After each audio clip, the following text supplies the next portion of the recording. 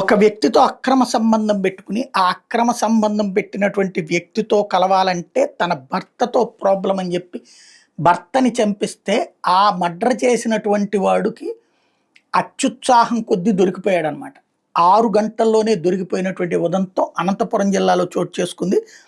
విచిత్రమైనటువంటి ఘటన అనమాట. అంటే క్రమంగా దిగజారిపోతున్నటువంటి ప్రమాణాలు ఎలా ఉన్నాయి, ఈ విలువలు అనడానికి సాక్ష్యం. భర్తను హత్య చేయాలని 10 రోజుల నుంచే పథకం పడిందంట భార్య. వ్యాపార నిమిత్తం గార్లదిన్నె మండలం మర్తాడికి వెళ్లిన ప్రియుడు బాబావలికి మంగళవారం ఫోన్ చేసిందంట. తన భర్త మద్యం దాగి ఒంటరిగా ఇంటికి వస్తుంటాడని, దారి కాచి ఈ రోజే హతమార్చమని చెప్పిందట.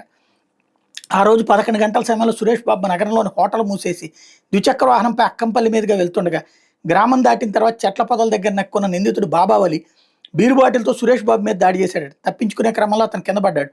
వెంటనే నిందితుడు స్క్రూ డ్రైవర్తో ఛాతీ, మెడ, పొట్ట, పక్కటెముకల మీద పొడిచాడు. ఆ తర్వాత పక్కనే ఉన్న బండరాయితో పలుమారు తలపై బలంగా మోదాడు. దాంతో ఘటనాస్థలంలోనే సురేష్ బాబు చనిపోయాడు. బుధవారం తెల్లవారుజామున కొందరు మృతదేహాన్ని గుర్తించి డైల్ 100కి సమాచారం ఇచ్చారు. Rural DSP Venkatesh, CI Shekhar, SI రాంబాబులు ఘటనాస్థలికి చేరి ఆరాధిస్తుంటే నిందితుడు బాబావలి అక్కడికి వచ్చాడు. ఏమీ తెలియంటి జనంలో కలిసిపోయాడు.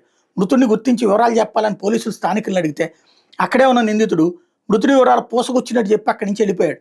అనుమానం వచ్చిన పోలీసులు జాగిలే అని తెప్పించారు. అది డైరెక్ట్గా ఆ బాబావలి ఇంటి దగ్గరికే వెళ్ళింది. దాంతో అతని మీద అనుమానం వచ్చిందని పసిగట్టినోడు సొంత ఆటోలో తప్పించుకోవడానికి ప్రయత్నించాడు. బళ్ళారి రోడ్లో నిందితుడిని పోలీసులు అరెస్ట్ చేశారు. 6 గంటల్లోనే పోలీసులు పట్టుకుంటూ పాపం ఇతనేమో రోజు ఫాస్ట్ ఫుడ్ అమ్ముకుని భార్యను పోషిస్తున్నాడు. ఈ సురేష్ బాబు అని చచ్చిపోయిన అతను. ఇది ప్రస్తుతం ఇలాంటి విచిత్ర పరిణామాలు కనబడుతున్నాయి మన కళ్ళ దగ్గర.